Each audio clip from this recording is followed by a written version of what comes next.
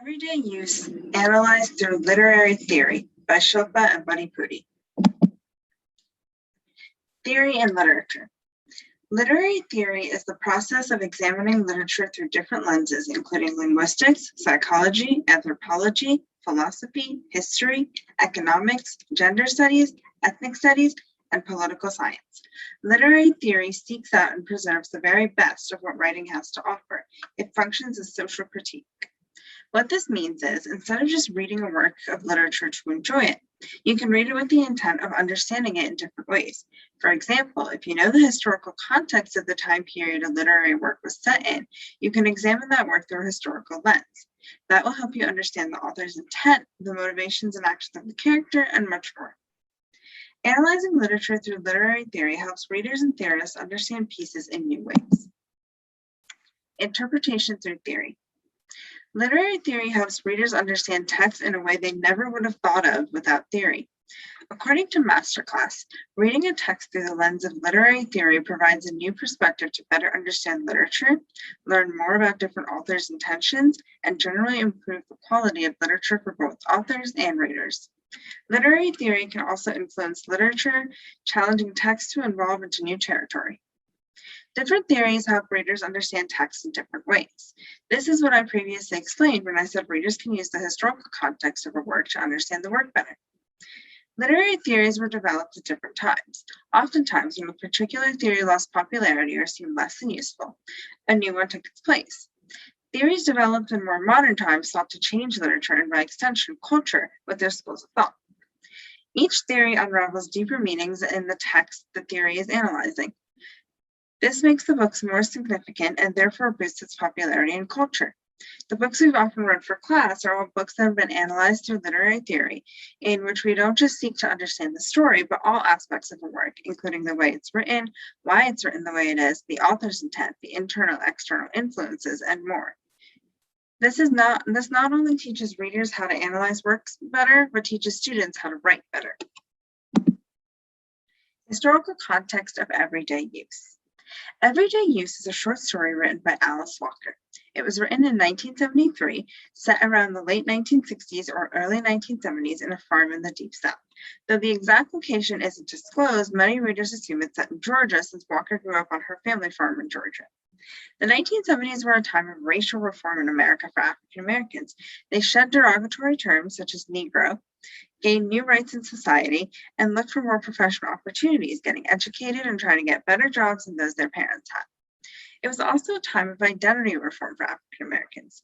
Many looked to African culture and reconnected with their past.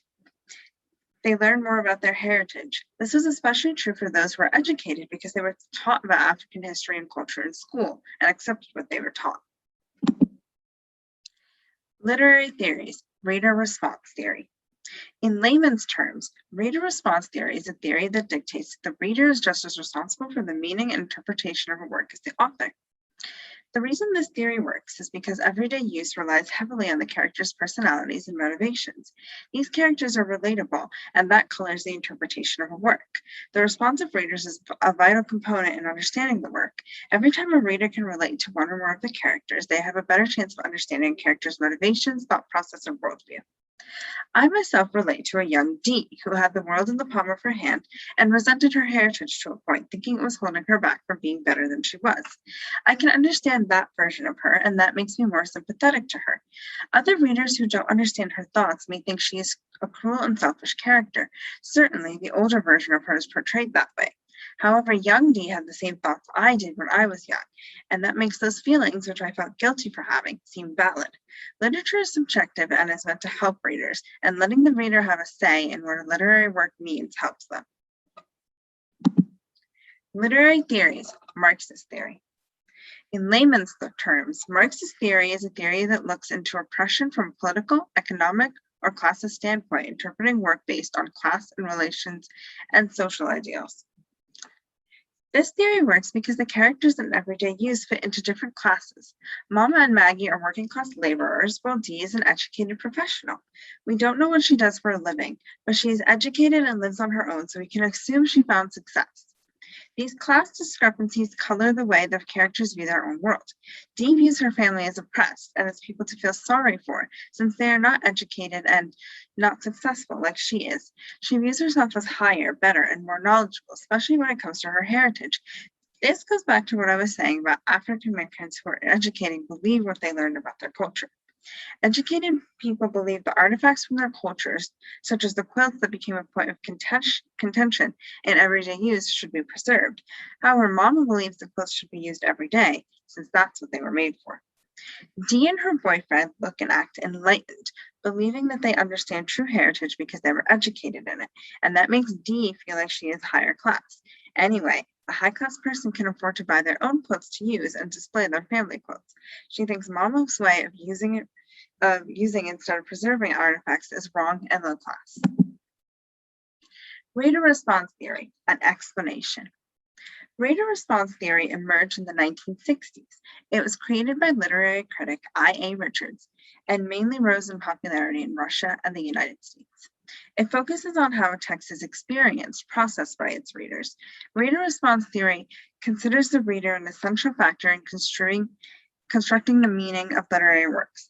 Sometimes what the author intended and how you experience the work are very different. That gives you considerable importance as a reader.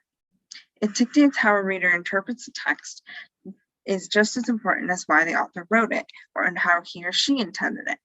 The work has an effect on the reader, of course, but the reader also has an effect on the work, understanding it the way they choose to. Marxist theory, an explanation. Marxist theory emerged in 1917 in society, but wasn't applied to literature until the 1930s. It was created by German philosopher Karl Marx. In Marxist criticism, social class and class relations function as central instruments of analysis. Marx's approach to literature is a product of a corrupt system. They understand that classism stems from more than just political and economic acts. Dee acts like she's higher class because she thinks she understands her heritage better than her family, and because she made something of herself in a world in a way her mother and sister never tried to. Marxists know that power and money matter, both in literature and the real world. As I said before, theories created in modern times, or older theories that are still used in modern times, including Marxism, sought to change the world through literature, showing how classism oppresses certain groups may force a change in the world, but only if that oppression is talked about. That's where Marxists come in. I hope you enjoyed this presentation. Thank you.